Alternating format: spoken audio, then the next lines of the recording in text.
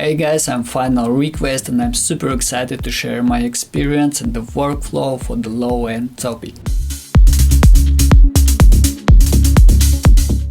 Kick drum is basically the foundation for almost every track in electronic music. It's the most important element that directs you where to dance, where to move, and where to groove, and as well as the bass line. The bass line is such an awesome instrument because it has an audible range where you can hear it and the functional range where you can feel it. And there are so many ways where you can mess them up together. And my goal here is to learn you how to be able to have a full control under these two elements. One of my favorite artists right now is sharing all his low-end hacks in this next section. Final Request builds kicks and basses and gives away mixing secrets for powerful subs and lows. He does use a few tools, but I'm sure you will learn a lot here. Let's get to it.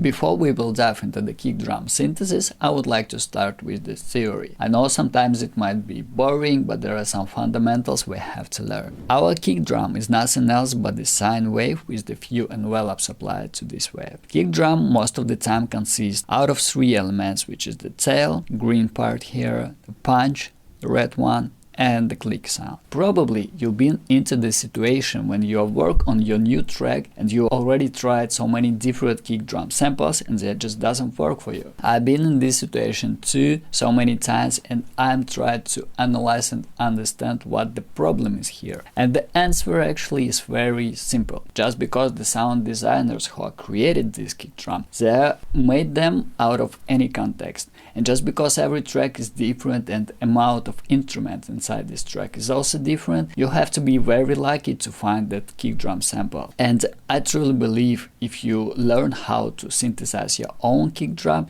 you will be able to have a full control of each individual element, the click, punch, and the tail. Talking about envelopes, we will use the pitch envelope, which will move our sine wave through the frequencies over the time. It will start from the high frequency and moves down to the lower frequency. This envelope will create the punch. Also, we will use an amplifier envelope, the green one here, which will control the volume and the shape of the kick drum. Here will be one more envelope which will control individually the click sound. It will be almost like an amplifier envelope, but very short one to control only the transient of the sound. And this is how our signal flow will look like inside the synth. We will have a MIDI node which will work as a trigger. Every time this trigger comes inside the synth, the both envelopes start their decays at the same time. Pitch envelope starts moving the sine wave and goes to the VCA, and amplifier envelopes send the information about the shape of the kick drum and about the volume. And this information goes to the VCA. VCA is going to be the final destination for all our sounds, and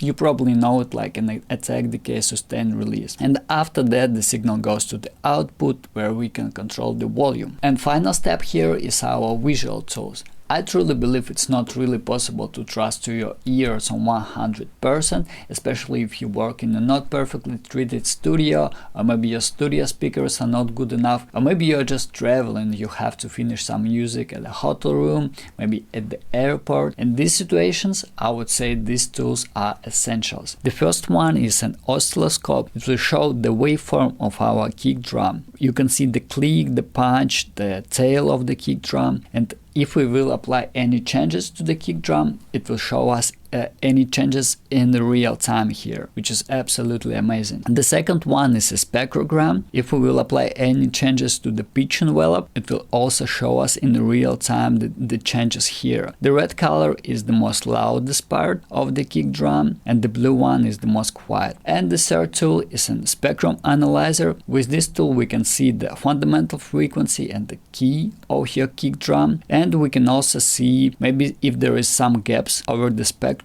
and we can go back to the kick drum synthesis and fix this problem easily.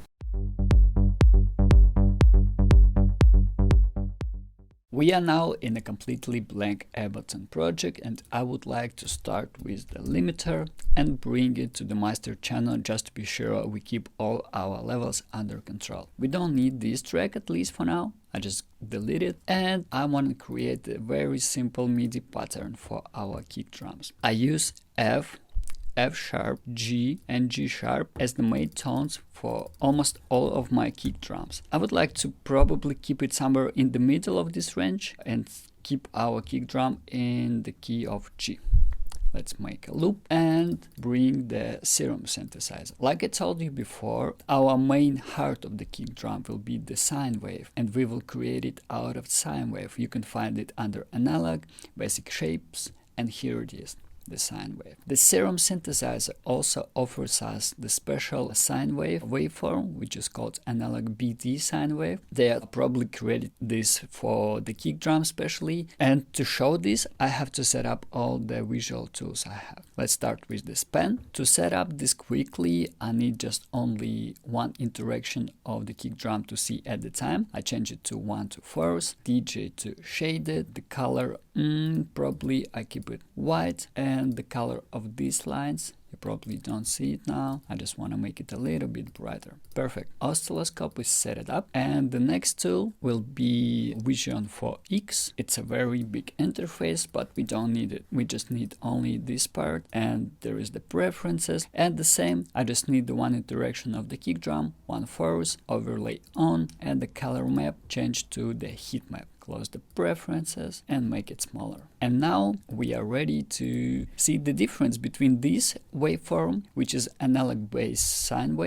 drum sine wave. Let me play it for you. And this is almost the pure one, the pure sine wave, but if I change the wavetable position, you could see the harmonics here. This is the main tone, this is the harmonics. And the more I change the wavetable position, the more harmonics we have.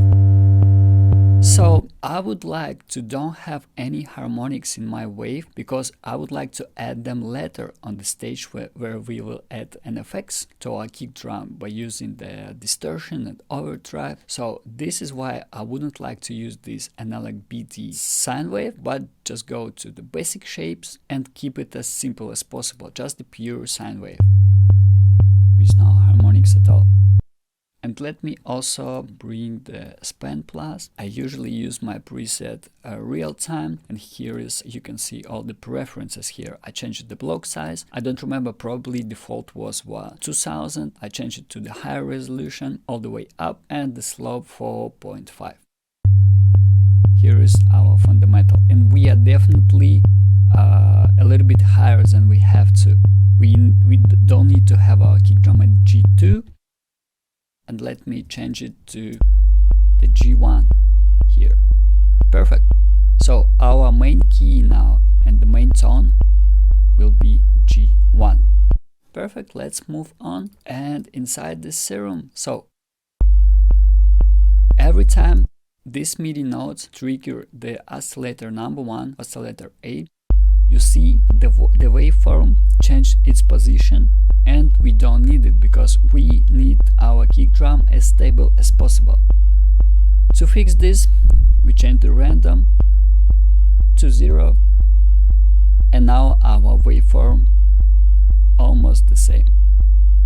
Every time the MIDI trigger comes here, and it triggers almost the same one. This is exactly what we need. And let's start with the envelopes, and I will try to explain you what's the difference between of using an LFO as an envelope and the normal one with an attack, decay, sustain, release. So the main difference for me is just you cannot create an additional points here in this envelope. You can only control these parameters, but with no additional points. But here in an LFO, you can actually add any points and change it. And this is the main difference. And let's start with our first envelope, which will control the shape and the volume of the sine wave. We assign LFO number 1 to the level, to the volume of the first oscillator. We turn the level down and assign it to 100%. And this way, we have this shape, which is exactly how this envelope looks like. We have to change it to envelope mode and unsign from BPM. So, with this parameter, with rate, we can control the length of the kick drum, make it longer or shorter, and with this envelope, we can control the shape. Talking about the length of the kick drum, if we are talking about the melodic house and techno, so in my experience, the kick drum, if you see, there are 4 bars. 1, 2, 3, and 4. And most of the time it takes the full first bar and the half of the second bar. Of course, there are no rules, and you can go and make your kick drum longer or shorter. But to my taste, and usually how do I start, I just keep it somehow in the between the second bar, right in the middle. You have to understand, if you will have a very long tail of your kick drum, it will take almost all the space of your low end, and you are literally just doesn't have a space for your bass line. So it really depends on your idea, and let's keep it like this. Perfect, we have a shape, we have a main tone, we have a tone which is played like all the way up, only one note here.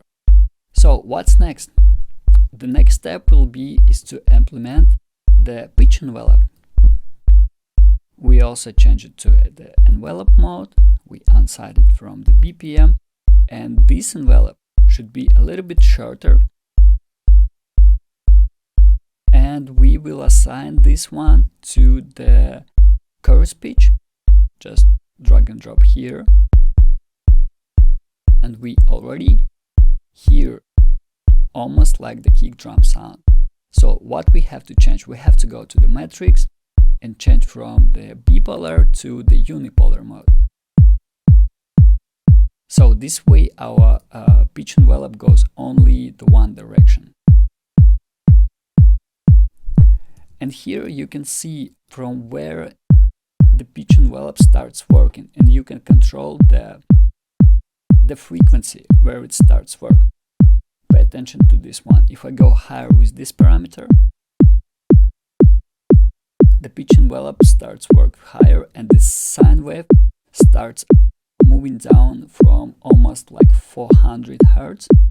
And this is not really sounds cool to my taste. It's like a laser. Even if you go higher, it already sounds like a laser. We don't need this, and most of the time you have to keep this pitch envelope somewhere in the between the 100 and 200 Hz, somewhere here, and you can control it with the chorus pitch. Alright, and let's see it from another perspective. Here is exactly how a pitch envelope looks like, and we have it printed right here. All the changes we do with our pitch envelope, we can literally see here. And let me make it a little bit louder. Usually I keep the kick drums average level is about -6 dB. We are good. Just to see it more clearly and the colors. So now we have the loudest part here, which is in the color red. Perfect. With the rate knob in the envelope, you can control how fast envelope works. Now it works very slow, and we need it to make it a little bit faster. So what kind of mistake you can make if you work with the pitch envelope? You could make it something like this, and it almost looks like a L letter, and these two parts are kind of separated from each other, and you can make it works very slow, and you almost lose anything from the low end here. I think you should keep the transition between this part and this low part very smooth, and that's why I highly recommend to keep this curve very simple. Because if you will start adding the points here in the pitch envelope, you can easily mess up your kick drum. And let's keep the pitch envelope like this. Maybe a little bit louder on the pitch curves. Let's check again. Yes, we are good.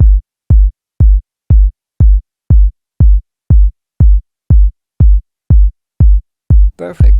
The second stage, I would like to introduce the click sound, and there are two ways we could add them. So I would like to use this oscillator B and choose again the analog basic shapes, and here I would like to choose the square wave, implement and filter, but will works only for the oscillator B. Open it a little bit, maybe around 6000 Hz, add the resonance a little bit, and for a little bit I will turn off the oscillator A. Let's listen how it sounds. This is just a pure square wave, and to make it a very short one, we have to use the LFO3 as an envelope. Again, we switch it to the envelope mode, turn off the BPM, and make it very short. This time it will be very short one, because we need just the transient of this one. Rate will control the length of the click. And to make it work, we have to assign it also to the volume. This is longer and this is shorter. I would like to go 2 octaves up, make it shorter. You can see it here. And here's the same problem like we have in oscillator A, the random. Every time is different. We just have to bring down this parameter to 0. Now we're stable. We have a stable signal.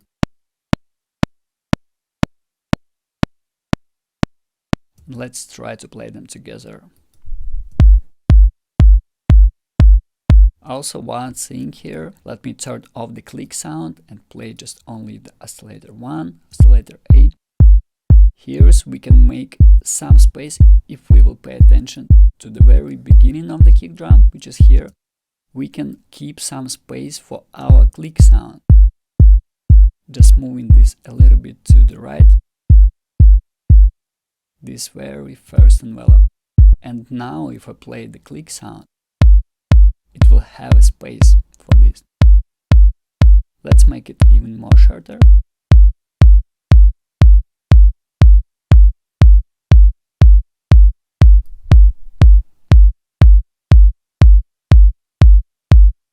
The very important step here, you can change the position of the phase at the click and at the oscillator A, and this way it starts sounding how it should, so like not separate out of this part, and they start works together.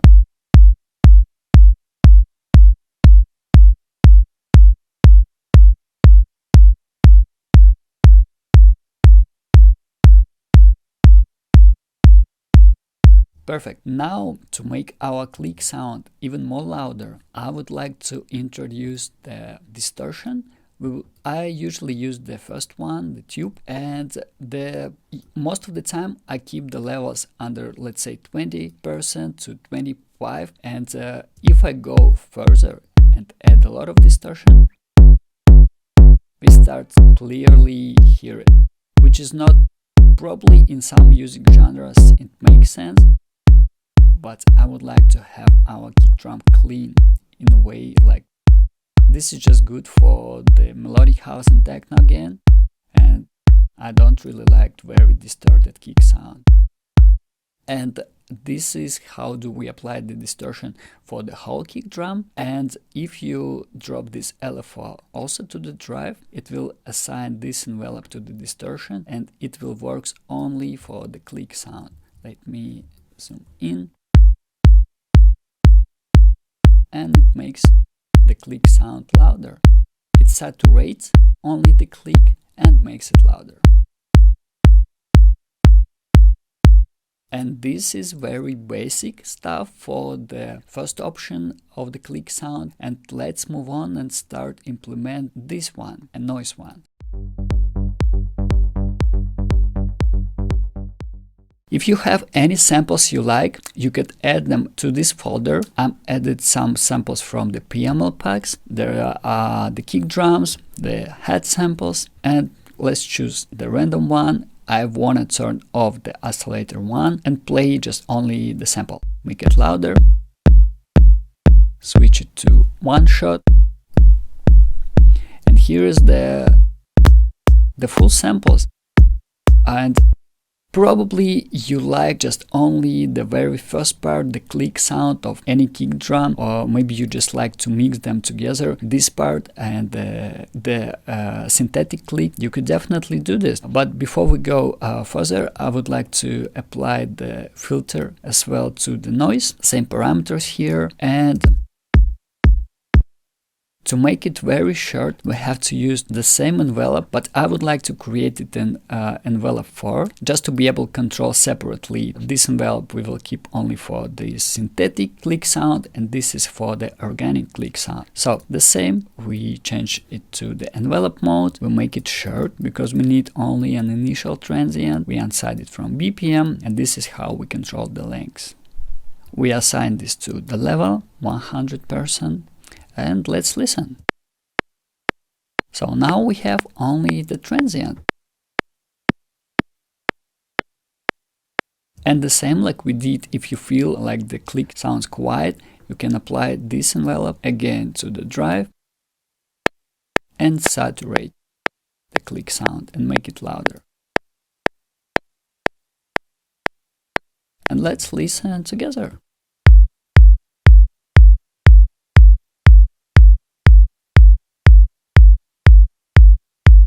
And what's good about this, because you have an additional pitch control of the sound. And on the fly you can change the click sound with these parameters, with this envelope applied, to another sample.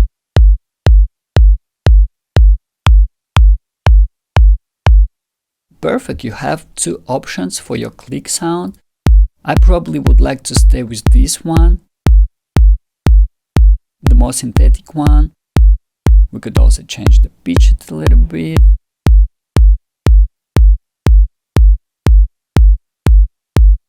Make it a little bit shorter again. And the one very important thing here, there are no magic parameters here. Everything I do now, it's only by ears and the visual tools I have. There is no like magic parameters. You can, for example, make it the phase parameter to 200 degrees and it will work. No, it doesn't, because you have to, first of all, you have to start create your kick drum inside the mix, and only this way it will work for you. And what we are doing now, this is just the foundation, you know. It's like we create the kick drum synthesizer out of Serum, and this way we are also learn all these parameters. And don't be scared to improvise, to change the parameters here, there. Only this way you will create your own kick drum samples. So let's move on. And on the next stage, I would like to introduce two VST plugins. The first one is a disperser. This one is from Kilohertz. It's a all-pass filters plugin. And why do I like to use it on my kick drums? Because it split it a little bit, the click sound from the punch, and it just adds it a little bit more modern vibe to this. So let me play it for you.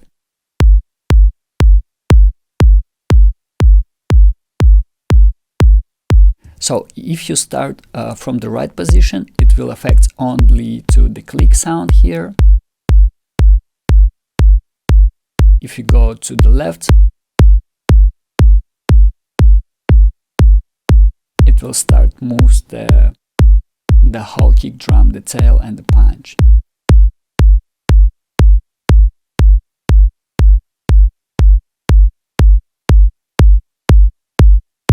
And amount, this is how many filters you apply.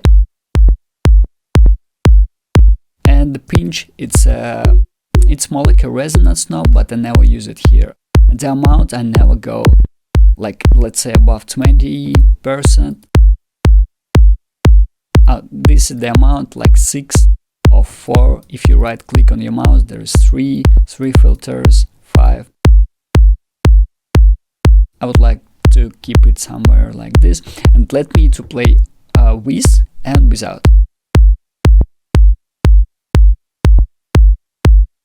it really makes them start sounding very nice together, like a one instrument.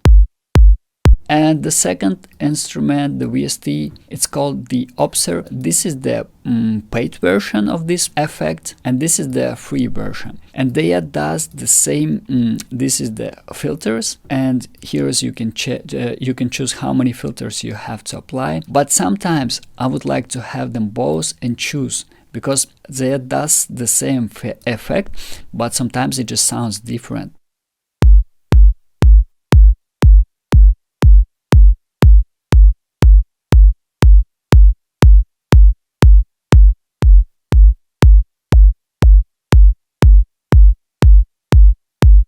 And let's compare it with and without. And disperser. Yeah, probably I would like to keep the Observe. In this particular case, I just like how it works better than the disperser.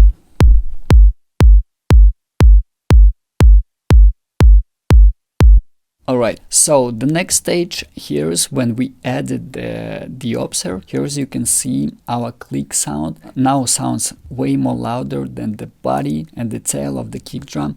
And usually I fix this with the clipper. I just choose the hard clip, and you can see it here.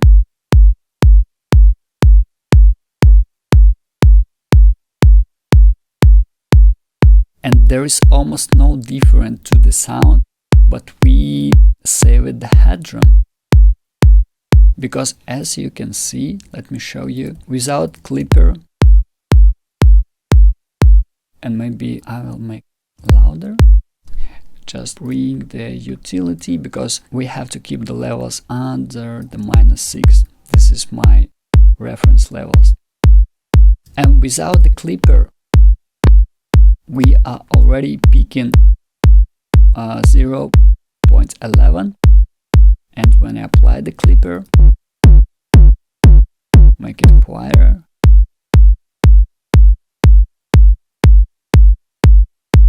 and we are save it more than 2 dB. And you have to understand this part, this click sound, this is the first part your master limiter will react to, so better to control it. And also here's when we don't touch the low frequencies here, we don't have any distortion.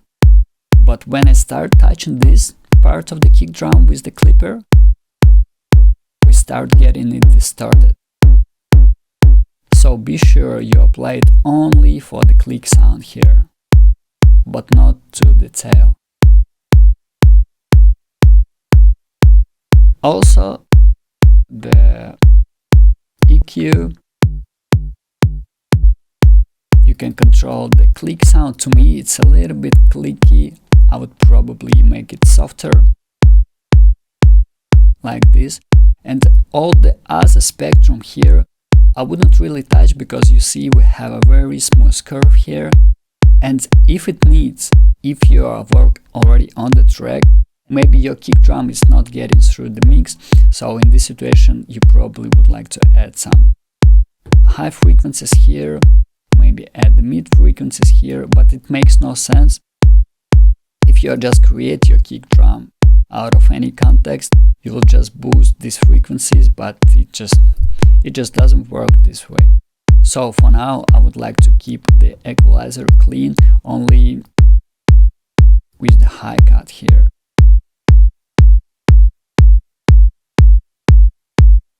And let's change our pitch envelope again, how it looks like.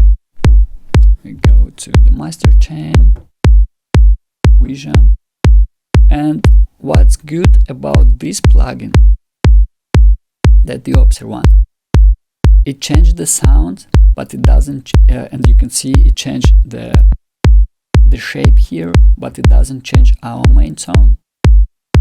We're still in G, and this is how we actually started.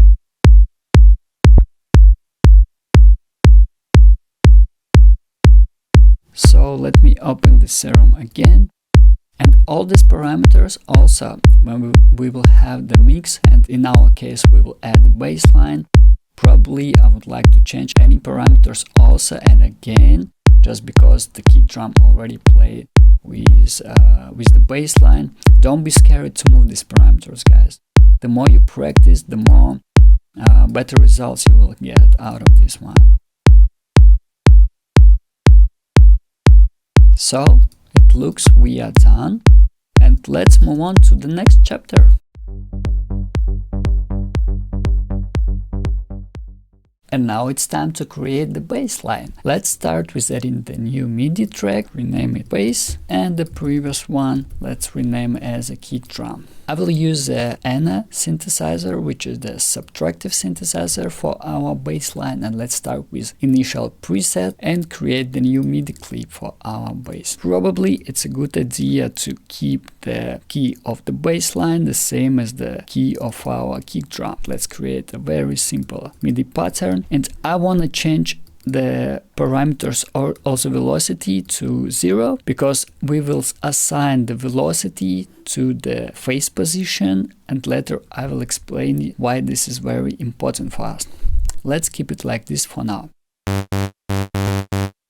This is how it sounds, and from here I would like to introduce one more VST, which is actually almost the same as in Voxenga Plus spectrum analyzer, but in this one I could stop and freeze the whole spectrum and show you the difference. And before doing this, let's start with an oscillator number 1. Here are 3 oscillators, and let's start with the first one. I change it to the one voice. Let's change it to mono, because our bass line are mono, and that means we can play only one MIDI note at a time, and change the waveform here to the sine wave. Let's play it. So here's again a pure sine wave here, and I want to use this sine wave as the sub bass. I'm gonna change the octave to the -1, and here we are at the G1. Our sine wave plays for us the sub bass. And for the oscillator number 2, I would like to add the one voice here. Here's the saw wave, and let's go to the mixer. Turn off the sub bass and play only the sawtooth wave. Let me stop it a little bit. And here you can see how looks our sawtooth wave. Here as you can see the fundamental frequency and a lot of harmonics here. And by changing the waveform, for example, for the square wave, here as you can see a different amount of harmonics, but the fundamental still here. For me personally, I would like to use the sawtooth wave just because they're like all the harmonics I need and I know how to control them. So also the very important thing here. Here's actually how our final bass will looks like, almost like this. But here's one thing. I will tell you a very small story here. Our brain works this way. If we hear these harmonics, let's say in this area, our brain analyzes these harmonics and think, okay, they're like the one harmonic. If we go to the right, the second one, the third one, and so on and so on. It should be the same if we go to the left. There should be the harmonics. And from here, it will be very easy for you to understand when you do any mixing decisions, because our brain works this way. Even if we don't have a sub bass here, but we play the bass line with the tone and with all these harmonics, our brain will think that we actually have a sub bass. And that's why I really like to have them separately, to be able to have a full control under my sub bass.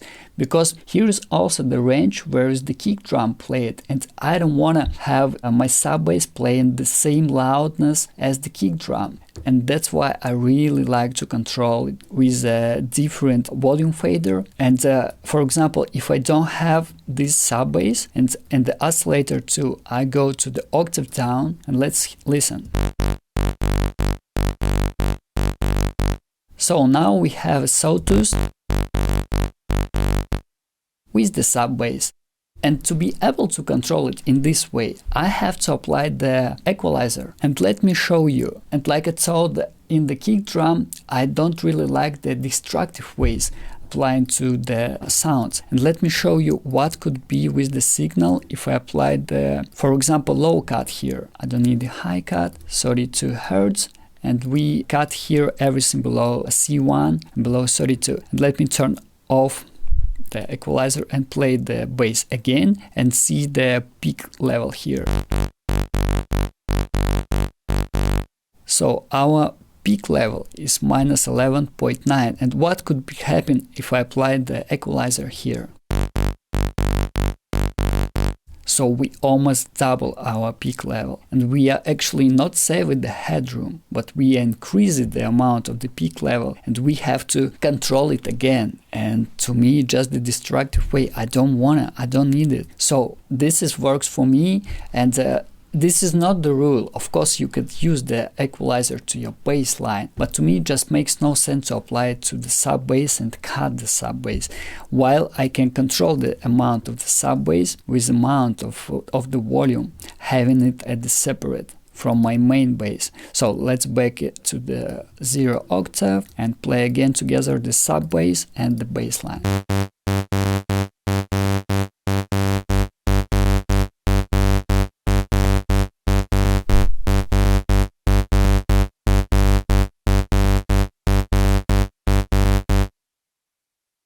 Okay, so here's how I usually begin creating of my bass line. And let's move on and start applying the filter here. I use the most basic one, which is the low pass filter. I don't use the master cutoff filter, I just close it all the way down, and let's apply the filter. This is how you actually expect the filter should work like. We choose the frequency here where we would like to be filter closed. Let's keep it for about 300 Hz. And let's start applying the envelope to our filter envelope. Let's close the release a little bit. Personally, I would like to have my bassline snappy. I don't like legato basslines. Close filter again. Add an envelope. And this parameter curve actually lets me to make it even more snappy.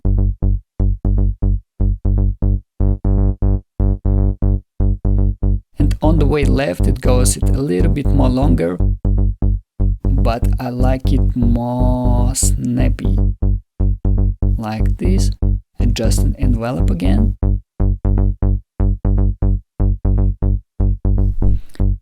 Adjust the release time to make the notes a little bit longer. Let's check how it looks like an oscilloscope.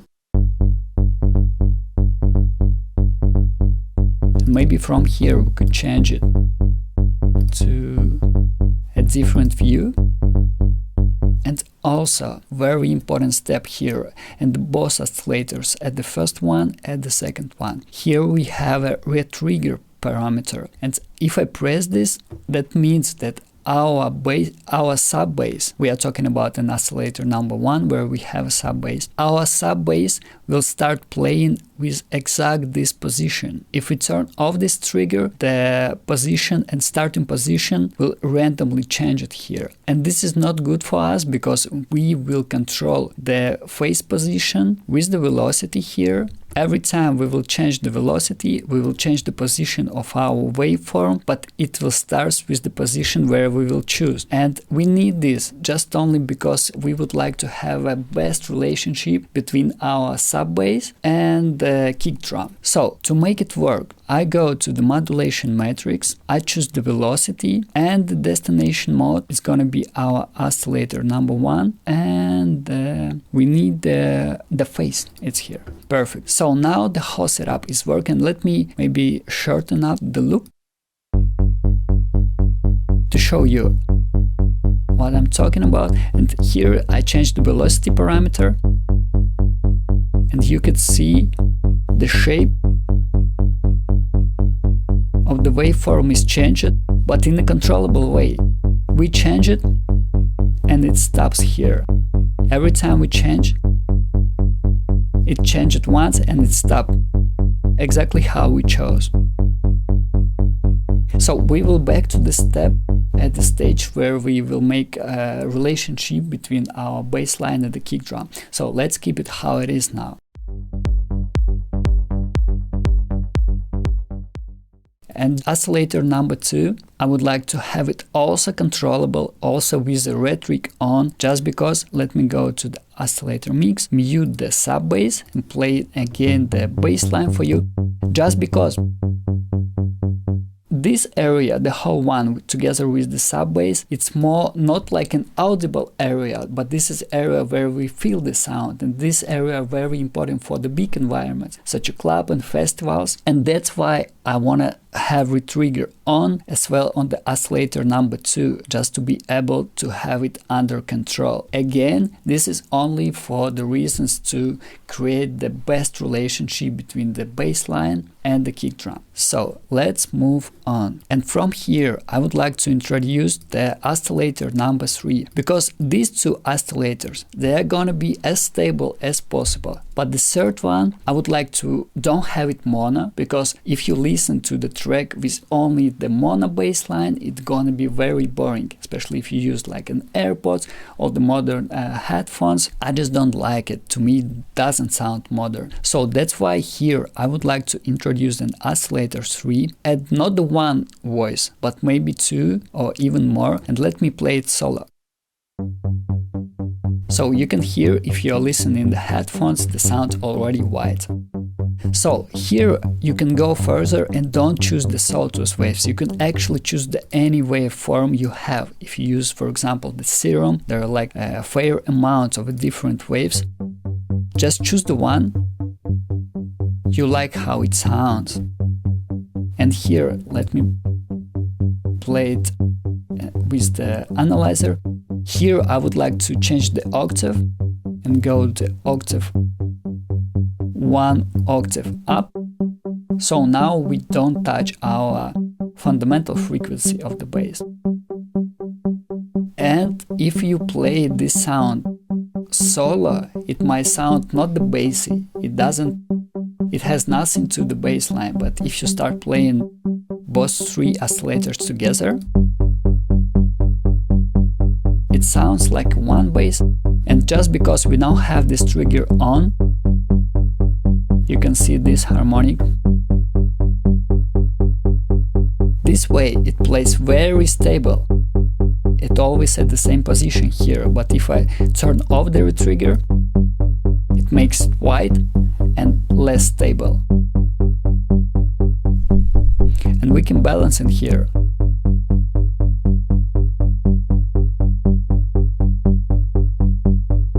Maybe close filter even more.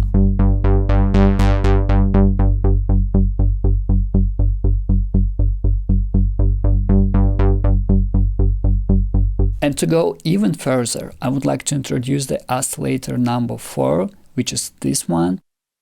And here you could choose the noise. I just go and search for noise, the white noise.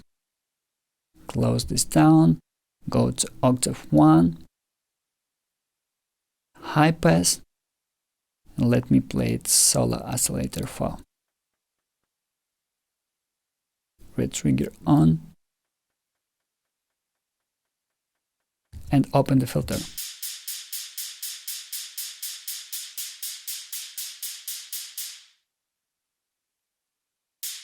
And you could add this layer just by taste.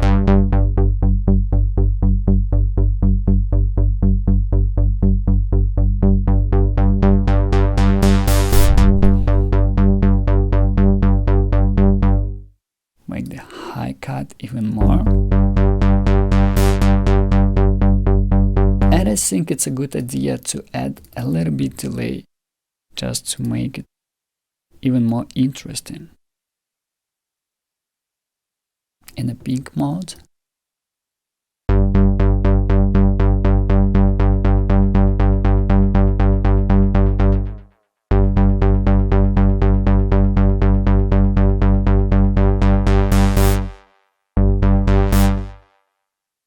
Okay, now we have pretty stable sound, and I would like to introduce a little bit movement to our filter.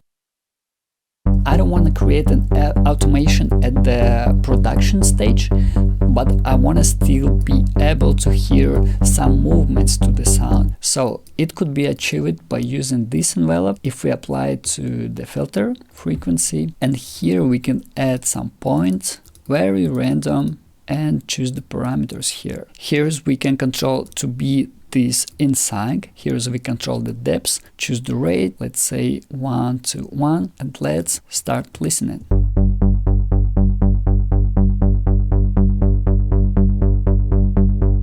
Let's change the beats to probably 2.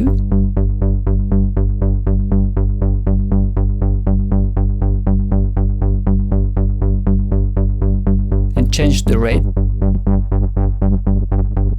This way you can have it faster.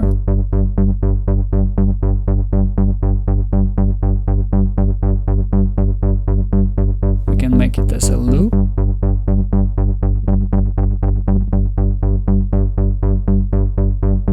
And to my taste, I like to have it unsync, because every time when we will change the rate position, it will be changed very randomly, and this is exactly how I would like to hear it.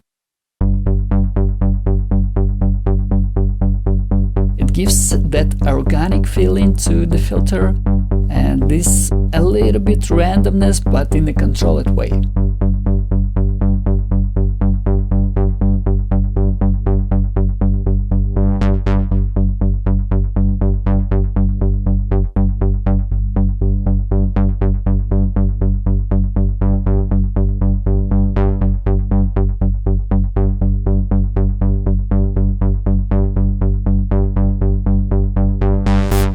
Okay, and also one more thing here, I want to apply the filter cutoff, filter envelope decay release, and the amplifier release to this macro control to be able to open all these parameters at the same time, and this way you can make like a transition. You don't have to automate these parameters individually, but you will be able to make it just only one up. Let's call it transition.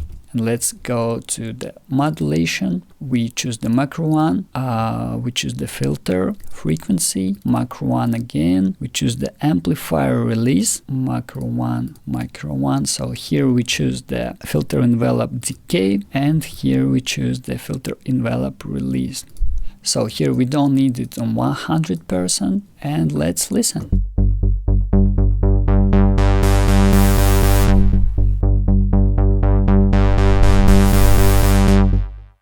Okay, I don't like the sound of the white noise, it's so loud to me.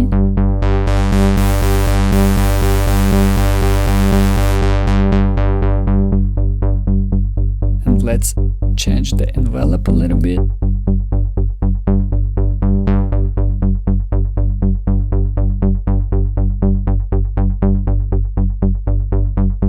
So here is actually what I would like to talk you about the bassline, and as you can see, I don't even use any additional processing to the bassline. This is already sounds full to me. If I would like to, I can add extra layers. I have 2 more here, and I can add any sample, any sound for the texture of my bassline. But in this way, in this setup, when you can control your sub bass separately, you're flexible and you have a full control of your sound.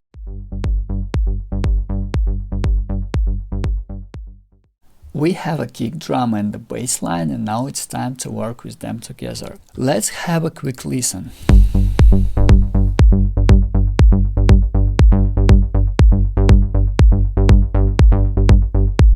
And like I told you before, it's always a good idea to go back to your instruments and change it or fix it a little bit. So to me, the sound of the kick drum a little bit distorted more than I would like to have. So I'm decreasing the amount of distortion to almost its minimum, the 5%. But at the click sound, I want to increase it a little bit.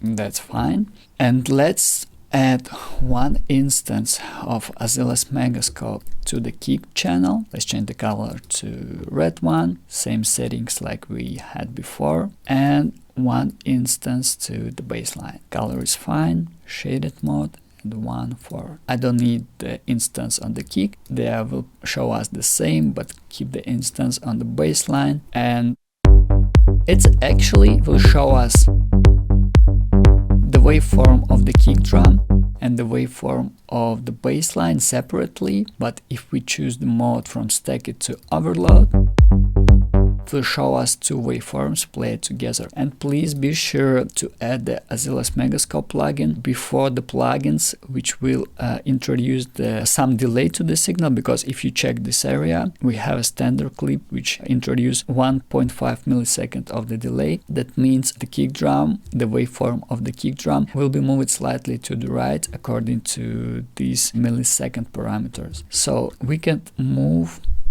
Megascope before the plugin, which introduces a little bit of delay. On the baseline we have no processing at all, so we have no delay, and we keep it how it is.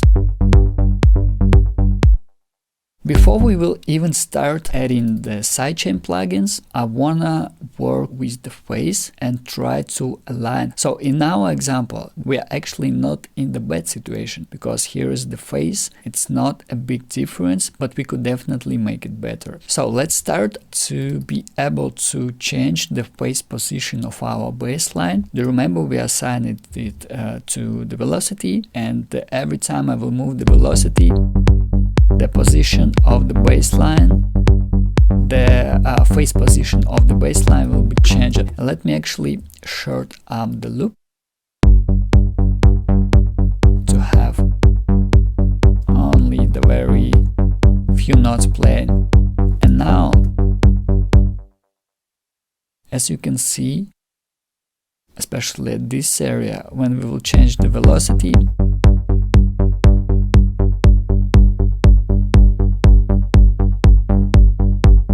we can try to find the position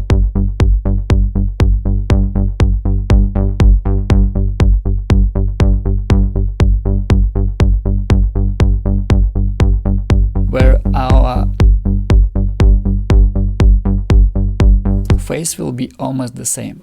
Now I would say this is the perfect situation. And when we align the phase of the kick drum and the baseline, we will have way more cleaner low end. Let's make the loop longer.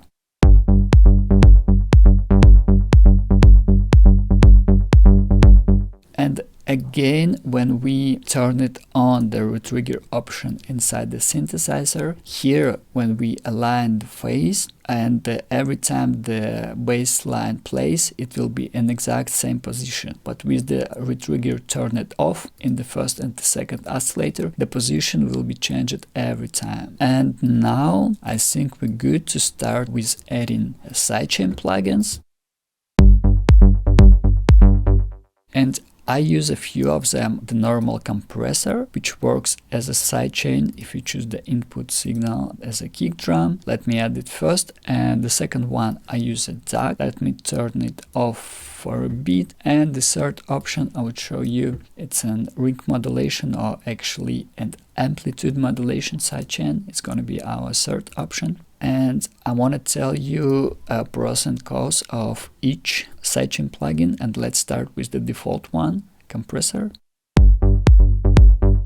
And to be able to see and on our Azilas Megascope plugin any difference, we have to move the Megascope after the sidechain plugins. As you can see, they are not introduce any latency, so our waveform will be not moved. It will be the same. And let's start with the compressor one.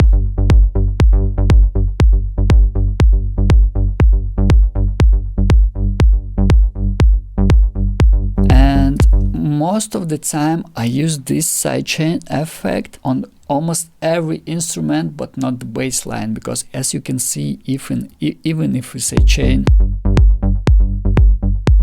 like very hard, with the high ratio, with the attack to almost its minimum, we still have the information here, which is not good because I wanted my kick drum to be the only one instrument played at that time. So that's why I never use this compressor, this default one, as a sidechain option for my bass line. Let me turn this off and go to the DAC. DAC is basically an envelope shaper. You choose the input, our kick drum, press the sidechain to see the waveform of the kick.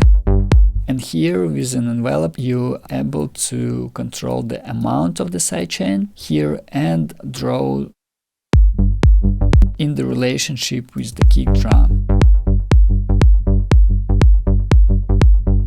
This way we don't hear and we don't see any information here in the kick drum area at all. Here is completely silence. And again, if we compare it with the previous compressor here, yes, here is the information in lows, and here is no information at all. This is good, but sometimes you want to still hear the information from mid and mid-high frequencies of the bass line, and this plugin allows us to turn on the crossover, choose the frequencies for the low end and choose the frequencies for the high. And let's listen everything below 250 Hz now. Here is our low bass, no information here, and here is our high bass, our mid bass. When we will reduce this amount here, we will start hearing these bass notes, and because our crossover works the way it splits the signal to two signals, and the signal from 250 Hz will not affect our kick drum in any ways because there is just no low-end information. The low-end information only here. And when we play them together, we still have very clean low end here, but at the same time we hear the mid and the mid-high frequencies of the bass line, which is good. And I would say this is the option number one for me, because I can control the shape exactly how I want to. I can split the signal, and this option for the sidechain I use the most. And for the third option, I want to show you the third one. It's plugin called Simple Ring Modulation Sidechain, and I think the correct name will be an amplitude modulation sidechain. And it works the way when we have a kick drum and the bass line playing together, the frequencies of the kick drum cutting out from the bass line. And it might sound a little bit complicated, like we have a perfect sidechain without even hear the effect of the sidechain. And sometimes it does for me very great results, but sometimes it just doesn't work. And let's try to set it up the same like we did, oh sorry, not this one, but this one, same like we did with the DAC plugin. And let's have a listen.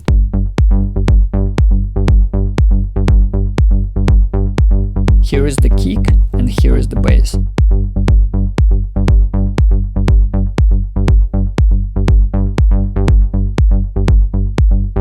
So we definitely have the information when our kick drum plays, but let me check one more option here on the master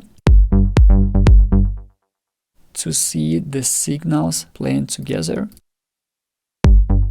Here is the master chain, and here I can control when these signals playing together, how the waveform looks like. And to me, in this situation, it looks like a little bit unstable, and it sounds like a little bit unstable, especially if we compare with our DAC plugin. Pay attention to the waveform here.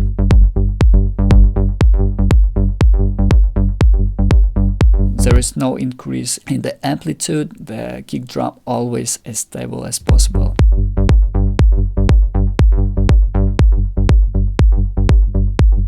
Yeah, and in in this situation, I would go definitely with the DAC option. We don't need the compressor. So the amplitude modulation sidechain, again, sometimes it works, sometimes it doesn't, but it's always good to have it as an option.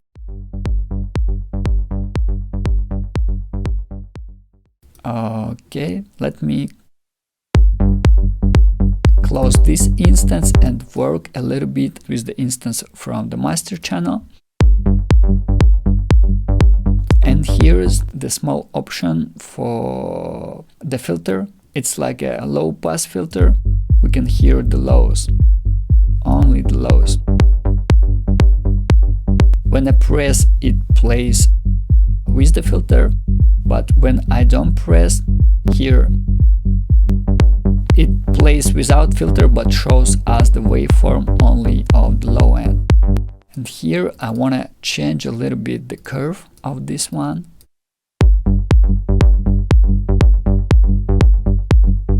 And let me make it even shorter, and you can see what's happening here. Because we have a perfectly aligned the phase of the kick and the bass, and here in this area it's almost hard to understand where our kick drum ends and where is the bass line starts. This is, in my opinion, the perfect relationship of the lows.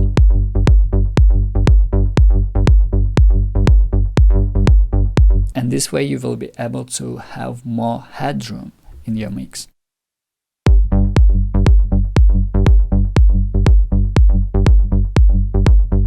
Okay, we're good. And I think you probably have a question. When we created our bass line, do you remember we separated our sub bass from our bass line? Let me play it solo.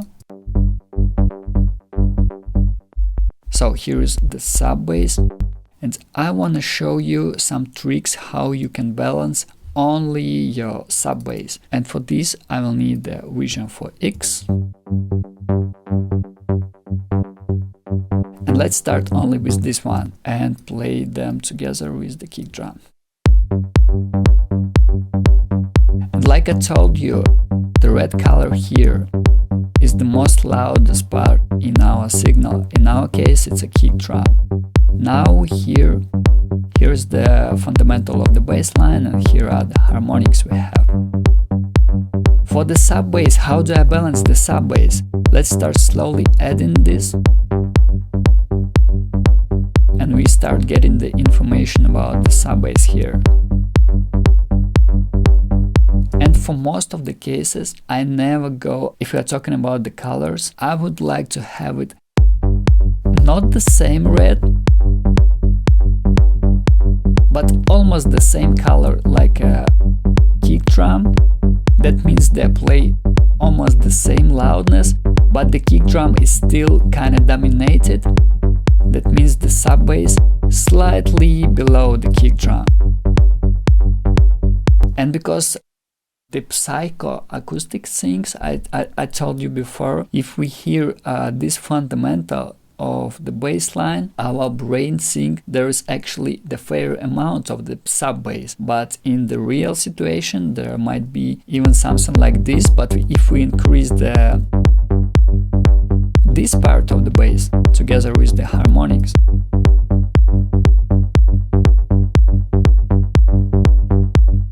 now it sounds like there is definitely a sub bass, but we have it very low, and we can add it just a little bit.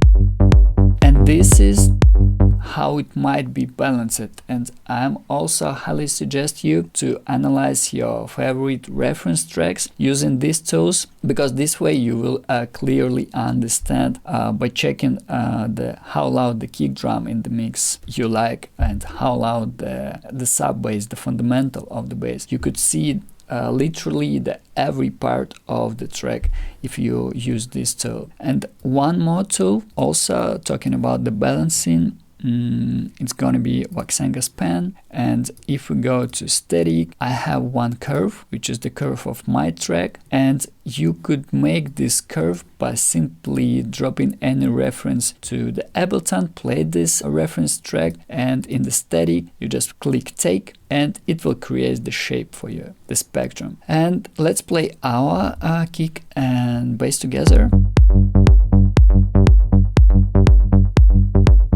And here is one more tool that kinda gives you the representation where you are and where is your levels are. Because if we compare it with the reference we have, here is where our sub bass and the kick drum are sitting, and this is the fundamental of our bass line. And we are almost good here. We don't need to have exact the same curve on our kick drum because the instruments was different, that's for sure. But if you see the harmonics here are going like 20 dB up than the fundamental and the sub bass, you're probably in the situation where it's better to go back to the mix and fix the problem here. But now I'm good with the levels. Maybe I could make the sub bass a little bit louder.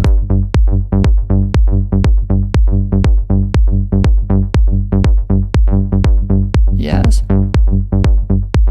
And this is very nice levels here. The one rule here, never mix to this curve. Your final decision should be according to your ears in any way, because we are produce music not for another producers but for the people, and people don't see all these tools. They just would like to listen to the music, and this is very important to remember. And a little bit talking about the levels and the balancing the kick and bass in the way of this metering. Like I told you before, my reference level for the kick drum is -6 RMS level. I want to make it a little bit louder, but not here, because if I will make it louder here, we will increase the level, input level in our clipper.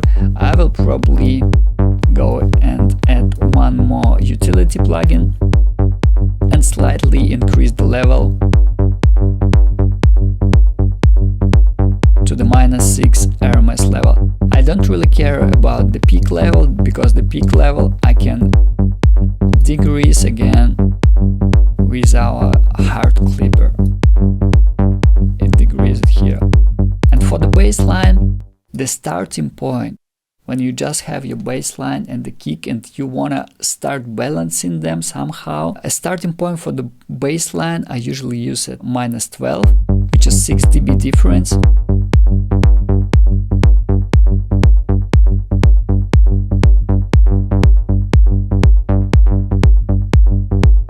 Something like this. In the final mix it might be a little bit louder or a little bit quieter, but these are the levels I would like to start with, and later on the mixing stage or on the production stage I would definitely choose it a little bit. And also because we have the peak level, it's not really stable on our bass line, so here I would probably add the limiter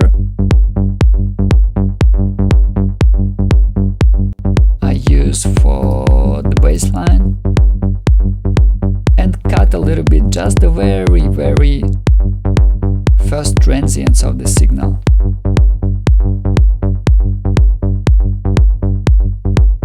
And I don't use the clipper on the bass, because do you remember when we start touching the low end information with the clipper, we start getting the signal distorted, but because our bass line, there are like a lot of low-end information, that's why it's more safe, it's more clean, will be sounds when you use the limiter instead to reduce this high peaks.